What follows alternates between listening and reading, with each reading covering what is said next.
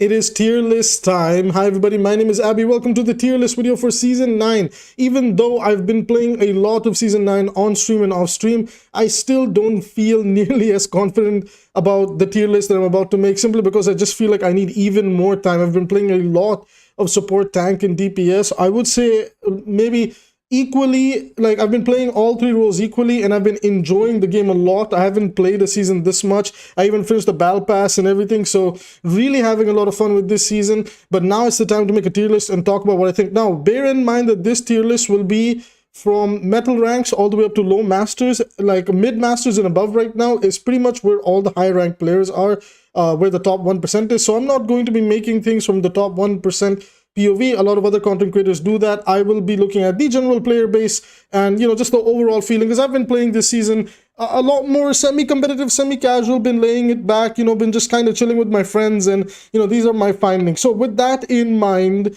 you know, looking at it from the 90%, 95% perspective, that's what this tier list is going to be about. So let's not waste any time. We'll be doing these supports first. So who does Abby think is in, you know, the S tier, A tier, B tier, C tier, D tier? Let's get started. So Ana, I think Ana is a bit awkward. Like, I don't want to say Ana is bad, and I'm not even going to say Ana is super good. With the new DPS passive in the game, there's been a lot more openings to be aggressive against you know, the enemy team that you're playing against, and there's less emphasis on having the anti-nade now. So there's it's definitely boosted one support to being a surprisingly good pick right now that I underestimated. But the more I played against her and with her, I was like, damn, this one's pretty good. And I think you guys know who I'm talking about. But as far as Ana goes, I will say Ana is A tier. I'm not going to put her in B, C, or D. I definitely think Ana is still pretty strong if you can play slower.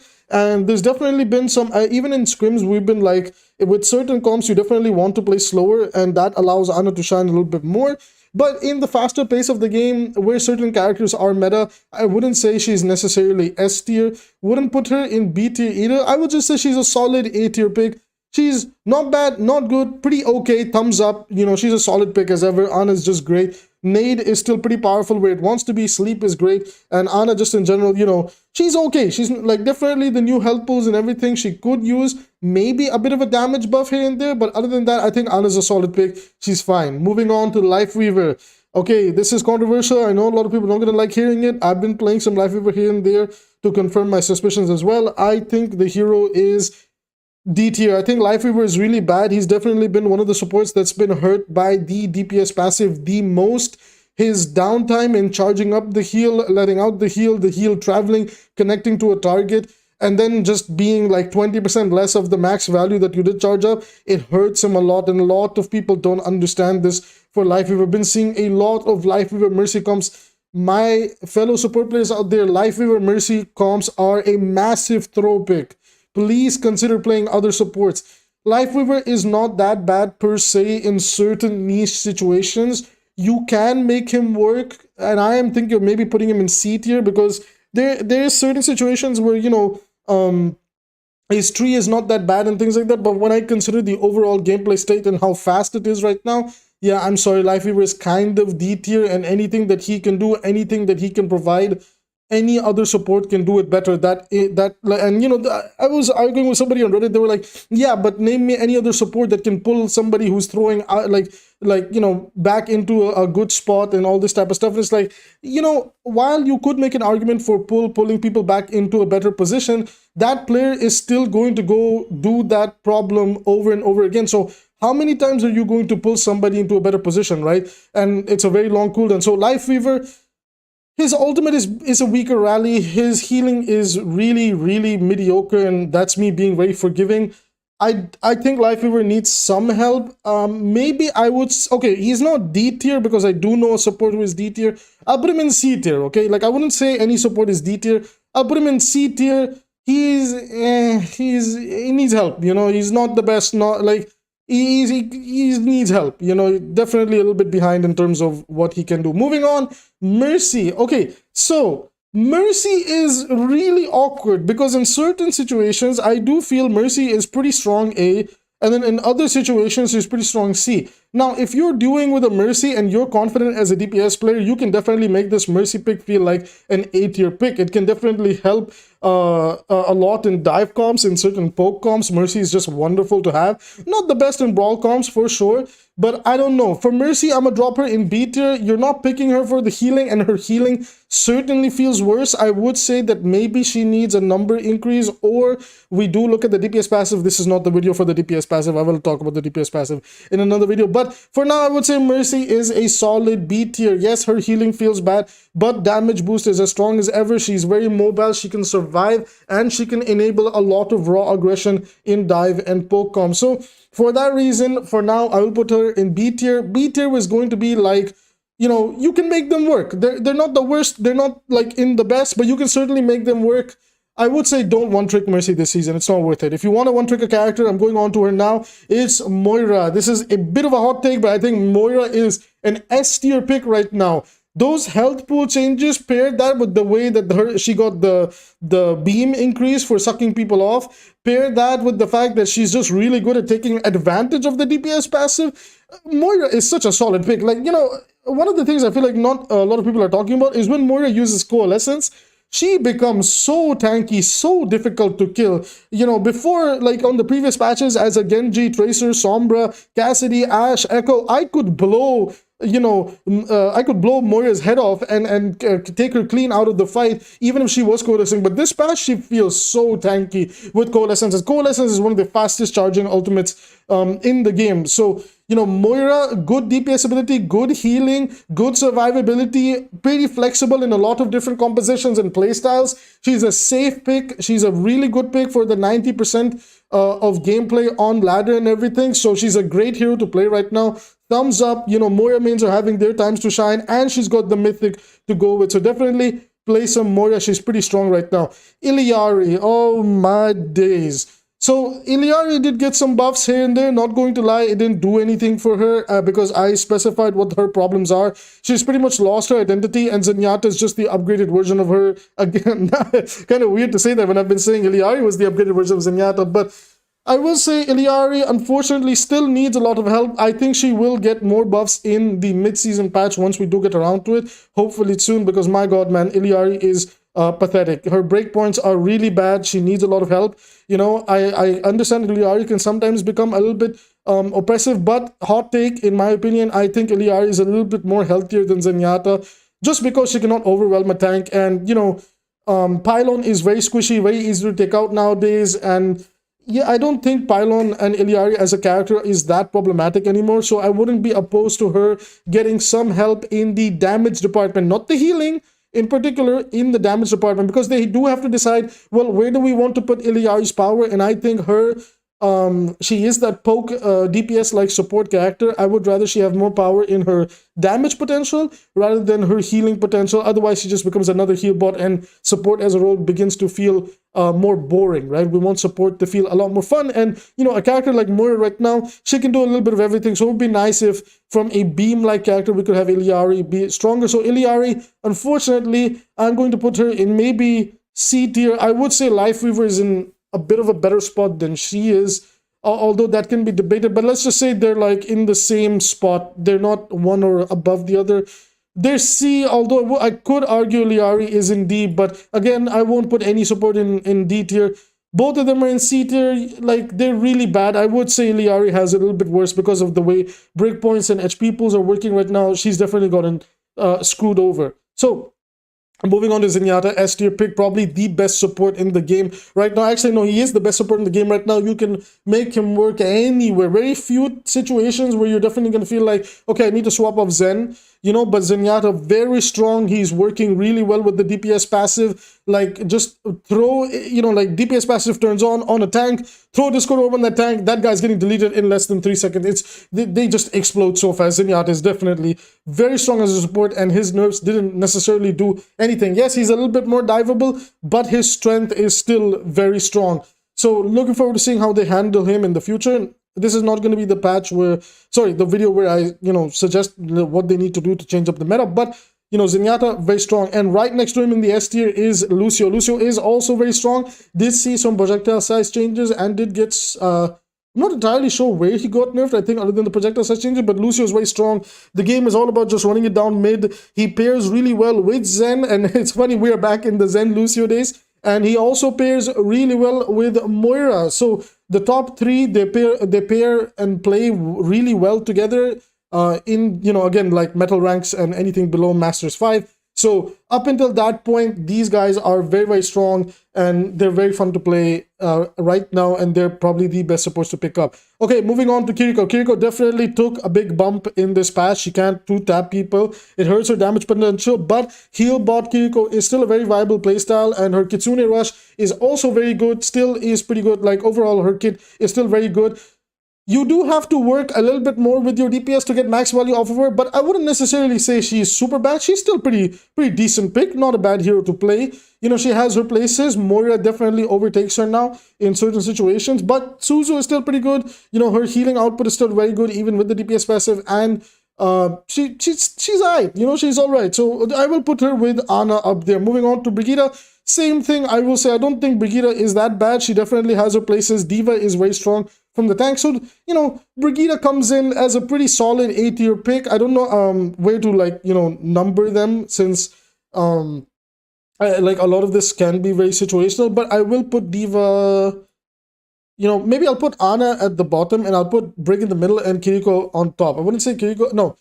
Yeah, I wouldn't say Kiriko, you know, is borderline S tier, but, you know, in the A tier, like, Kiriko's pretty alright in my experience playing with her, playing against her, playing as her, and Brig is the same in the situations where Brig does come alive. She feels very powerful, and she can work really well with the DPS passive, just because, you know, once the fight has opened up and Brig can run it down mid with her DPS and tank, she can be very, very good. So Brig, if you know how to play her, she's a pretty strong pick, but she is very situational. Keep that in mind, please.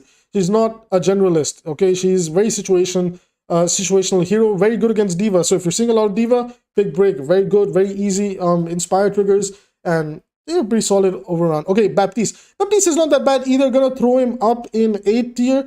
He has solid damage. He has really good high healing, burst healing potential. Immortality field is still pretty strong. I'll put him above Kiriko though, just because I will say I think Bap is pretty good right now. He definitely struggles against dive comps, but outside of that, when you're playing a slower style of gameplay, Bap is really not that bad in my opinion. So that is it for the support tier list so far. Actually, you know what? I don't know, like the A tier, I'm a little bit unsure of how to like number them, but this is my support tier list. I don't think I missed anybody, did I? I didn't miss anybody. Okay, so that's it for the support. So we're going to be moving over to the tank role next. All right, so starting off the tank tier list, we have Doomfist. I actually think Doomfist is not that bad this season. He's like, because of his passive shielding, his ability to stay in fights is actually very nice. He works like when the DPS passive is online and you're playing him in like a dedicated dive comp, man, you can do some crazy things with Doomfist right now. I've been enjoying him a lot on ladder, and I definitely think he's one of the more underrated picks. I would say Doomfist is probably A tier. Like, again, everybody remember the... we are looking at this from Masters 5 and below, not anywhere like super high elo or high elo for that matter, mostly for the, you know, the 90% of the player base. So I do think Doomfist is in a pretty good spot, very fun character to play. Now for the tanks, I definitely think, and I'm going to put both of them up here, is Diva and Winston are both S tier. Actually, I might put Winston as the best tank right now. Now there are some situations in there where you might want to swap off Winston, you might want to swap off Diva. Very niche situations, but mostly again right now the name of the game is speed, and dive is pretty key. With Lucio being in the mix, Moira also complementing dive comps, as well as like many different like ways to build around a dive comp. Winston and Diva are just so good. Diva's ability to bully hit scans, neutralize key cooldowns with her defense matrix.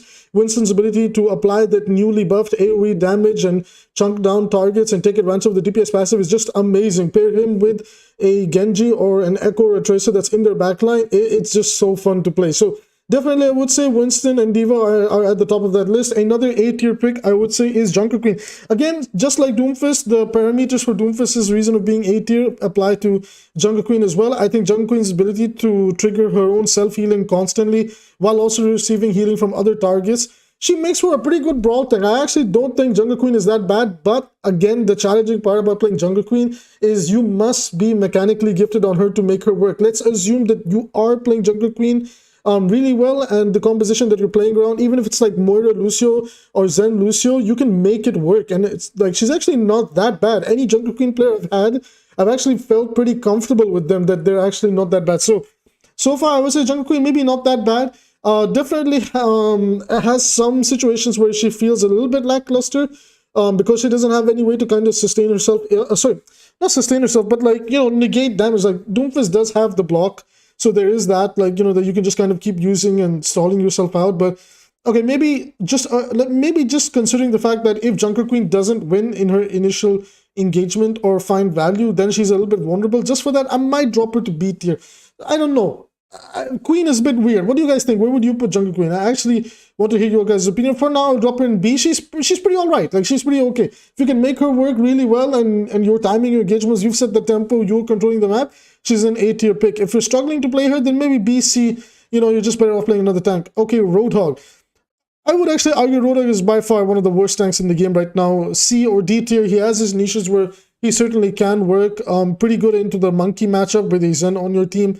But he just falls apart so quickly. They did give him a bit of a buff to help with the survivability, but I honestly don't think it did enough, and he might actually need more in the future.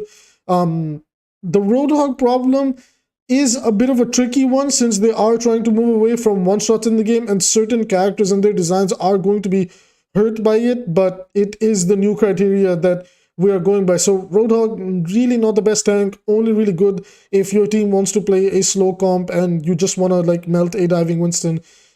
Beyond that, he really doesn't like have any good use. Honestly, he gets torn apart by the DPS passive, and if there's an Ana or Zenyatta on that team, you are going to have a very rough time playing the Roadhog pick, right? At that point, you're just better off playing Jungle Queen for that hook and cook like playstyle that Jungle Queen can also do, of just knifing somebody, pulling them in, axing them, and then bursting them down. Reinhardt. So Reinhardt's going to go in B tier with Jungle Queen. I would say he's maybe... okay, actually, I'll put him in front of Jungle Queen just because the shield uptime is a thing. I think Rein is not terrible. I do think that certain things in the game right now make playing him harder, but he's not as bad as a lot of people exaggerate him to be. I would say that one thing in Overwatch 2, 5v5 in particular, one thing that I feel like a lot of Reinhardt players do not understand, that I look forward to teaching in my Reinhardt guide, is like utilizing the charge to take space and hold the corners that you're supposed to, and then using your shield to walk back and looking for opportunities slowly, rather than trying to rush the brawl. I feel like nowadays, if you try to rush the aggressive brawl or something without like doing proper scouting and ability watch, like keeping a track of abilities, you're just going to get melted on Rein. I've been playing some Rein here and there on tank, especially on his maps. Rein does feel really good, I'm not going to lie. Earth Shatter, very powerful ultimate, won so many fights off of it. And his new 100 swing damage hammer can, it has some fun interactions in certain scenarios. So Reinhardt, not that bad, not the worst, but definitely okay. You know, I would say he does need some help though. Not gonna like sugarcoat it, he could use some help though. Okay.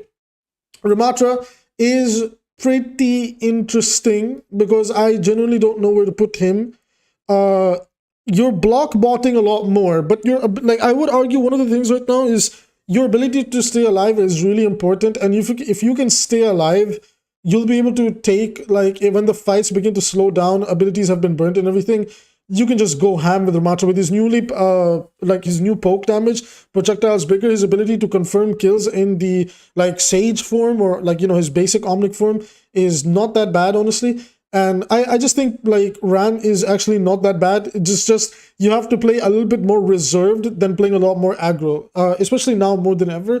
But in certain scenarios where you are, like, in an advantageous position, you can 100% play the aggro Ram and just, like, win for free. Ramatra is really good, and he also has a beautiful ultimate that synergizes really well with the DPS pass. So that's something we do have to think about now, is that DPS passive, and how, you know, other tanks and supports can take advantage of it or not. So Ramatra definitely one of the characters that 100% can work really well right now if you know what you're doing.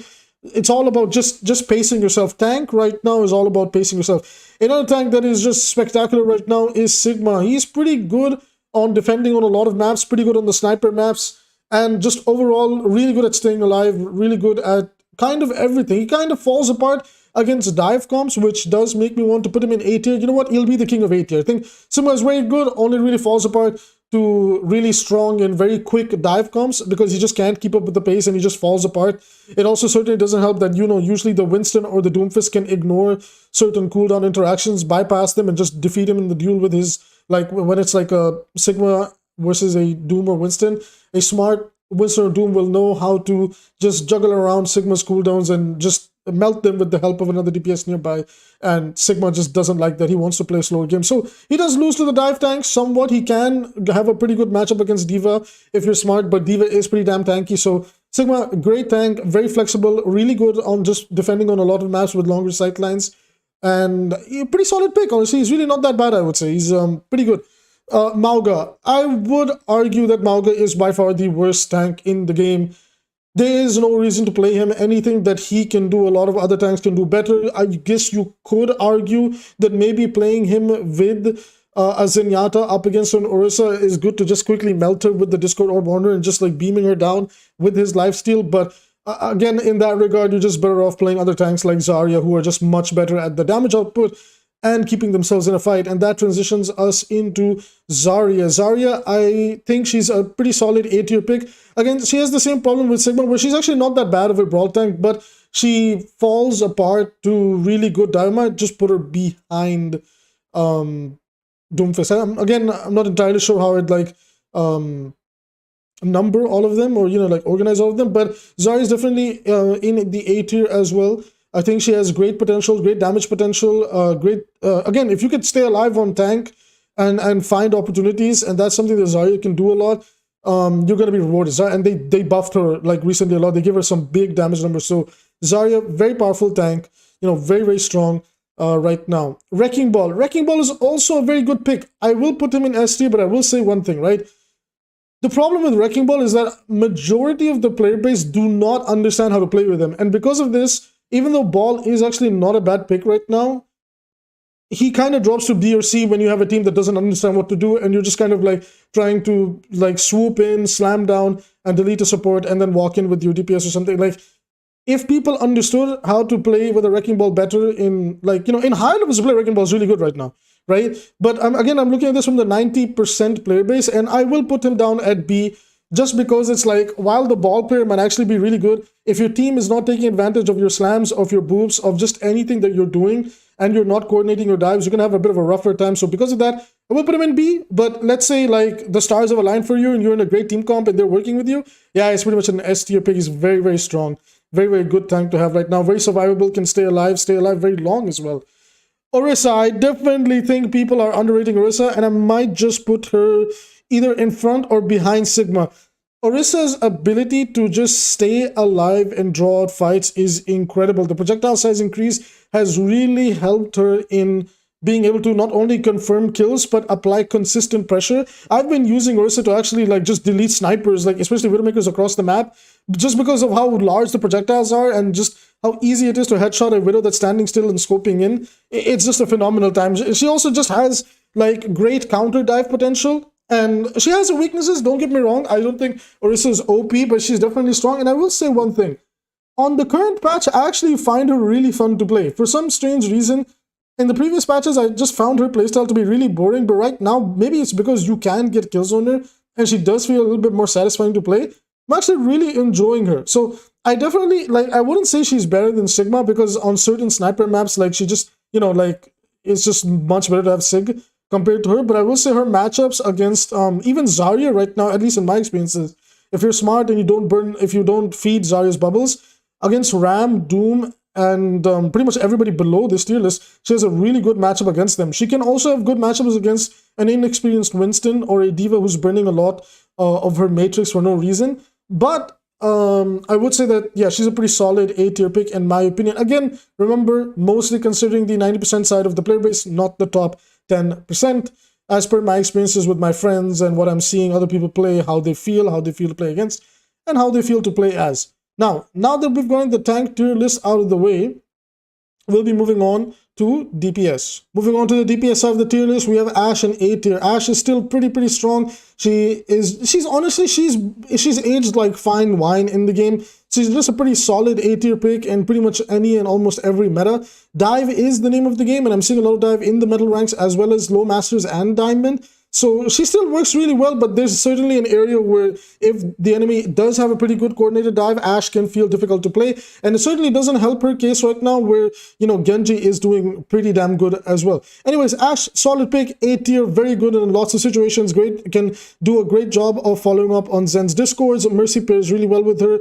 And not to mention the fact that her, like, big dynamite explosions just easily spreads out the 20% DPS passive. So very, very, very good pick, Ashe. Right now, moving on to Bastion, definitely one of the bigger losers. I would say that a lot of people don't understand why Bastion is bad right now. Yes, he has, like, again, his usual niche of being able to melt one tank, then moving on. The problem with Bastion right now is that a lot of people have gotten accustomed to how to avoid him and then poke the sideline that he took and then just melt him, because he just becomes a sitting duck once he is not in turn form. Let's be realistic over here. And, you know, I had an argument with a few people on Reddit, but they were like, you know, before, like, Season 9 and when we played it, people were like, no, Bastion's going to be really good because he'll be melting all these big HP pools. But I argued that, no, that's actually the problem. Like, the fact that there will be bigger HP pools means, again, breakpoint wise, Bastion will spend more time shooting one target, and that's not good because that gives like time to other targets to either shoot him back or for that one particular target to survive and just peek out the choke that he's looking at. So, you know, I could go on for Bastion for a while, so in case you want to know why I'm rating Bastion so low, let me know. But Bastion, one of the biggest losers, and it certainly doesn't help that dive is pretty much like meta and very strong, and Bastion does not fare well against dive comps at all. So he usually kind of wants to play against brawl or poke tanks and do his best to pressure them out, but against really fast dive comps that just like drop in and drop out, like you're gonna struggle on Bastion a lot. Cassidy is very awkward, not bad, not good, just okay, and until they either change the way his fall-off works or give him a flat-out damage buff, he's always going to be okay. I understand why they don't want to change his range too much, because then he just like becomes another form of Ashe, and at the same time, like, there's many things that can be said for Cassidy, but for now, again, not the video for that. Don't want to dig in too much. This video got long enough as it is. Cass is okay. You can play him in a lot of different scenarios. Pretty good pick on most of the King of the Hill maps. Has pretty good matchups against like lots of the flyer characters, and does a good job on following up on things like, you know, Zen's Discord Orb. The DPS passive can be applied through AoE splash from his grenade as well. So he's not that bad, but he's not that good. It's like, well, if you have to play him and you like playing him, you can certainly do it, but be ready to do 3 times the work on him. Ekko, okay, so I've been saying this for a while, okay? Ekko has been a pretty solid pick for a while, and I'm 100% going to put her in S tier. I think Ekko is, her ability to carry fights is insane. Her ability to turn around fights, ability to burst down tanks, like catch somebody off guard, apply immediate burst damage with sticky and beam combos. There's certain areas where it definitely feels bad, like you feel the breakpoint changes, but once you get used to it, Ekko is a really strong pick. She pairs really well with some of the meta supports as well, like Zen. She pairs really well in any comp. You can play her in poke, brawl, and dive at these levels of play, and you can make her work. She's a great character that you can one trick, and obviously her skill ceiling, you know, being able to copy whatever you want and carry fights in different ways. I'm sure, like, those of you that dropped by my stream remember that one time where I copied the Baptiste and hard carried a fight for my team that we had originally lost. So Ekko is a very, very strong pick. I really enjoy playing her this season. I would go as far as to say that, yeah, maybe she is a pretty good S tier pick as far as projectile DPS goes. Okay, I know that an argument could be made, but yeah, like, you know, hit scans can like immediately get rid of her, but you can play a little bit more reserved. And again, I am thinking about the majority, 90% of the player base, and not higher levels of play where, you know, hit scans are not going to miss more often than not. Moving on to the next character. This is a character that I definitely wish was S tier, but he is A tier, and it's my favorite character to play. Genji. Like, Genji is a really great pick right now. He does a great job working with the dive comps, does a great job on keeping hit scans in check. So I would definitely put him at the top of A tier, but I will say one thing, that the Dragon Blade quote-unquote buff actually turned out to be a net nerf. First of all, it really messes with your muscle memory and certain interactions. Second of all, even though you do get used to it, you begin to realize that like, you can't use Blade the way that you did before, where it's like you're looking for these big pop-off moments. Right now, Blade is honestly just like, the way I've been using it is that it's basically a pulse bomb to confirm maybe 1 or 2 kills, right? And they got 2 birds with 1 stone, where, you know, Alec Dawson wanted to address the Dragon Blade problem, and with the Nano Boost interaction that they didn't want the one shot or whatever. But you know, Nano Boost does bring back the old breakpoints of being able to dash, slice, and then dash again, dash slash dash combos. But you know, Blade is in a bit of an awkward spot. It charges very quickly now that you are hitting all the shurikens. But I would say that Genji is not S tier. Like, Blade kind of falls apart. The higher up you go, the better people get at playing against Blade. And honestly, not being able to confirm kills with it right away at times, where especially when you're playing against like compositions that have a lot of mobility, they will escape the Blade, and Blade does feel useless. At points, I really started to ask myself, yeah, you know what, this like Blade is practically pointless in it right now. I'm not gonna lie. Like, I don't even want to use it. Like, and even if I do, it's to bait out a cooldown or an ultimate so my tank can then go in the next fight with his ultimate for free. So, but while Blade is an awkward spot, the rest of Genji is phenomenal. He's a top tier, A tier pick. So definitely not a bad time to pick up and learn Genji. And we do have the best Genji guys on the channel, on my playlist, so be sure to get through them. And I will do an updated one soon as well. We got Hanzo, and Hanzo is a bit of an awkward one. In some situations, I feel like Hanzo is a pretty good A or B tier pick, and then other times I just feel like, wow, these new health pools and breakpoints have completely dumpstered him. I don't know how to feel about Hanzo, so I'm just gonna drop him in B tier with Cass. He's not like overly good and he's not overly bad. He's just aight, you know. Same thing about Junkrat. His new buffs are pretty nice, but again, it depends on the map, depends on map structure, what team comp you have. If the stars kind of align, Junk can be pretty okay, but you know, in general, Junk is kind of meh, and it is what it is.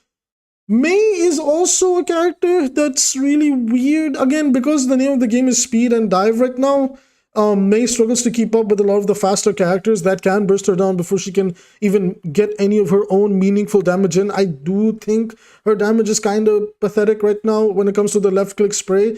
The right click is still fine because, you know, it's burst damage, but I don't know, maybe they might have to buff her left click just a little bit. I do think it's a bit, it's just a little bit too weak against the bigger HP pools. Otherwise, I think Mei is okay. She fits really well in brawl comps. Again, B tier is just going to be like, I think B tier, I will treat it as not the best, but not the worst, but like you can make it work, okay? So B tier can be, you can make it work, okay? A and S tier is pretty much like the best of the best, and then C and D is like, oof, like, yeah, you can, like if you're really mechanically good, you can make it work, but they're definitely going to struggle in the current state of the game.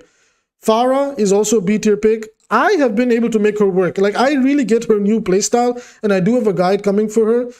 Yeah, hit scan is pretty powerful even with the new nerfed projectile sizes. She has her moments where she can feel awkward, but once you kind of get the playstyle down, you can bully lobbies with her.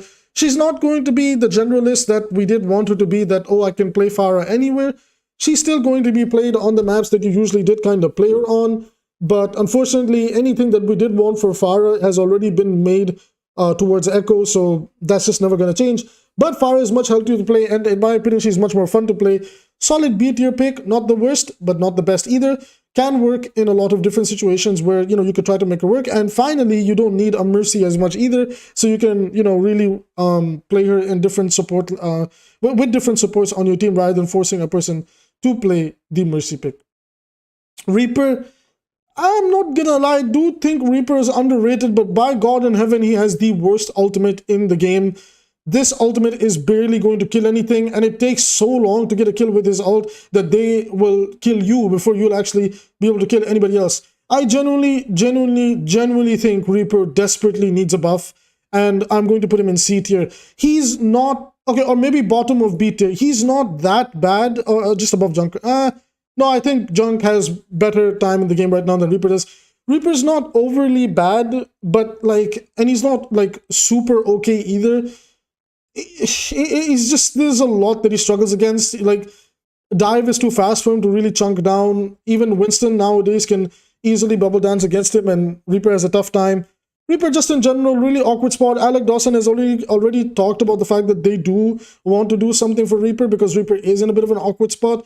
So yes, you can play Reaper. You can certainly play Reaper in certain niche situations where you might need, like, okay, a little bit more pressure against a Winston or a you know, just like any tank that you need help with bursting down. Maybe Roadhog is not that bad for Reaper either, but overall, Reaper is just, he needs help. I don't want to put him in C because I don't think he's that bad, but I definitely don't think he's better than anybody above this tier list. I even think Junkrat on the Junkrat maps is much better than Reaper, where Reaper does get played. So that's just my opinion. You're more than welcome to respectfully disagree.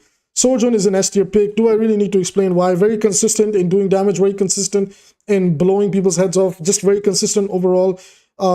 Great mobility, great survivability from that mobility, you know, a fantastic ultimate that synergizes really well with the majority of the support roster, pairs really well with the majority of the supports. He's just a great pick to pick up right now as well. Soldier 76, same thing, even though he got his nerfs in the projectile size and everything, I think Soldier is still a very good DPS pick. Survivability is nice, mobility is nice, you know, still the jack of all trades. See what I did there? So he's still pretty good. I do think he is still S tier. The DPS passive helps him out a lot. And yeah, I don't think the nerfs were enough, but honestly, I would rather have Soldier in S tier than ever have anybody else from the hit scans, because I just really think Soldier is just more fair to play against compared to like an Ashe getting pocketed by Mercy or something like that. However, Genji is pretty good, so he takes care of all the hit scans. As long as they don't nerf Genji, I'm fine if hit scans are a little bit strong. I get free elo out of it, so I'm not complaining. Anyways, maybe I'll put Soldier in A tier. Maybe, but I do think he's either at the bottom of the the S tier list, or he's at the top of A tier. So you know what? For now, we'll put him at the top of A tier list. Soldier's really good. Okay, and maybe I guess you could argue that because his ultimate can feel underwhelming in a lot of different scenarios, because Sojourn and Ekko's ultimates are much better in different ways. I will put Soldier in A tier, okay? But he's just borderline in between S and A. Sombra, oof, this is a tough one. I've had games where I felt like Sombra was an unstoppable monster. I had games where I didn't feel like that with her anyway. So for now, I'll put her in A tier. It just depends on how people around you are going to play. If people take advantage of what you are doing as an opportunist, as this like stealth assassin hacker playstyle, then Sombra is a very good pick. But if they are not, then she immediately drops down to basically useless tier, and you're just wasting time playing Sombra, or you can be playing somebody else. Symmetra needs a buff. Symmetra is in a very bad spot, easily C tier. Her win rates on overbuff are all over the place. She is seeing the lowest win rate that she's ever had. I think last time I saw it was 44%. Desperately needs some help. Hopefully Blizzard looks into it. Torbjorn is actually not that bad. Still pretty good. His turret applies the, you know, DPS passive like immediately right away. Really good at zoning out tracers.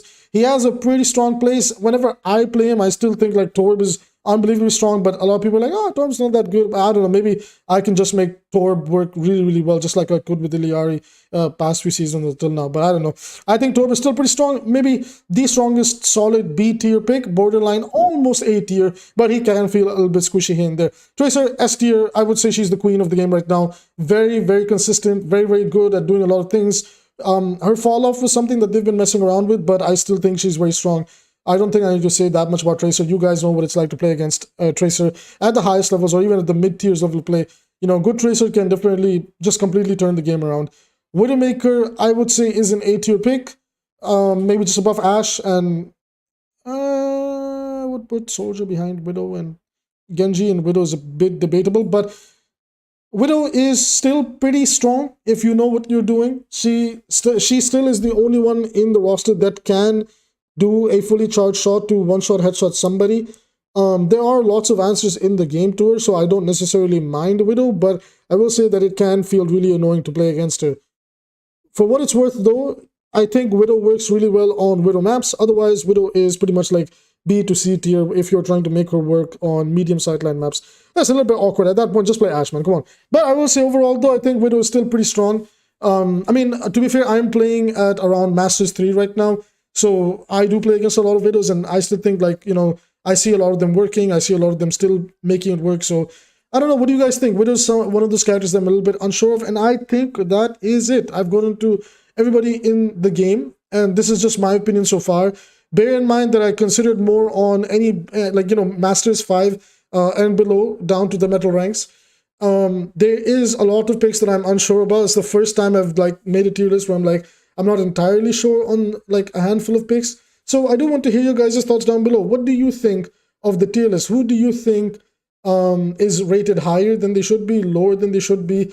All of our experiences are different for various reasons, like, you know, servers, like player base, like, you know, the player skill level of where you are. I mostly dance around Southeast Asian servers as well as Middle East servers, so the game qualities are very questionable. But, you know, I try to look at other streams and everything, and I try to come up with like, okay, you know what, like I think this is what's going on right now. Anyways, that's going to be it from me. See you in the next video. As always, to support the channel for free, like and subscribe, and to support the channel financially, super chat. Until then, see you next time.